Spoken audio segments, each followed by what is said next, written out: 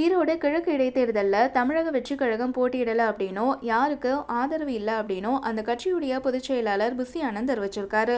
ஈரோடு கிழக்கு தொகுதிக்கான இடைத்தேர்தல் பிப்ரவரி 5ஆம் தேதி நடைபெறும் அப்படின்னு அறிவிக்கப்பட்டிருக்கு.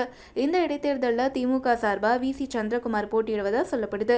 அதிமுக, தேமுதிக, பாஜக, பாமக உள்ளிட்ட கட்சிகள் இடைத்தேர்தலை புறக்கணிக்கிறதா அறிவிச்சிருக்காங்க. நாம் தமிழர் கட்சி மட்டுமே நேரடியாக போட்டியிட இருக்கு. விஜயுடைய தாவேகா போட்டியிடுமா அப்படின்னு எதிர்பார்த்திருந்த நிலையில அந்த கட்சியுடைய பொதுச் செயலாளர் புசி ஆனந்த் ஒரு அறிக்கை வெளியிட்டிருக்காரு. அதுல கடந்த ஆண்டு பிப்ரவரி 2ஆம் தேதி வெளியிட்ட கட்சி தொடக்க அறிவிப்புக்கான முதல் அறிக்கையிலேயே வரும் 2026ஆம் ஆண்டு நடைபெற இருக்கக்கூடிய சட்டமன்ற பொதுத் தேர்தலில் போட்டியிட்டு வெற்றி பெற்று மக்கள் பணியாற்றுவதுதான் தமிழக வெற்றிக் கழகத்துடைய பிரதான இலக்கு. அதுவரைக்கும் இடைப்பட்ட காலத்தில் நடைபெறக்கூடிய உள்ளாட்சி தேர்தல் உட்பட எந்த தேர்தலையும் போட்டியிட போவதில்லை அப்படின்னு திட்டவட்டமாக தெரிவிச்சிருக்கோம்.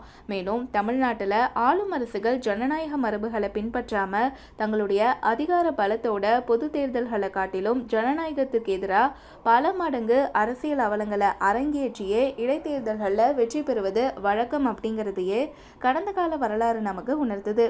அதன் அடிப்படையில் நடந்து முடிந்த விக்கிரவாண்டி இடைத்தேர்தல் போலவே வரும் பிப்ரவரி 5ஆம் தேதி நடைபெற இருக்கக்கூடிய ஈரோடு கிழக்கு சட்டமன்ற தொகுதி இடைத்தேர்தலையும் தமிழக வெற்றிக் கழகம் புறக்கணிப்பதோடு எந்த கட்சிக்கும் ஆதரவு இல்லை அப்படிங்கிறத கழக தலைவர் அவர்களின் உத்தரவின் பேரில் தெரிவித்துக் கொள்கிறேன் அப்படின்னு அந்த அறிக்கையில் தெரிவிக்கப்பட்டிருக்கு.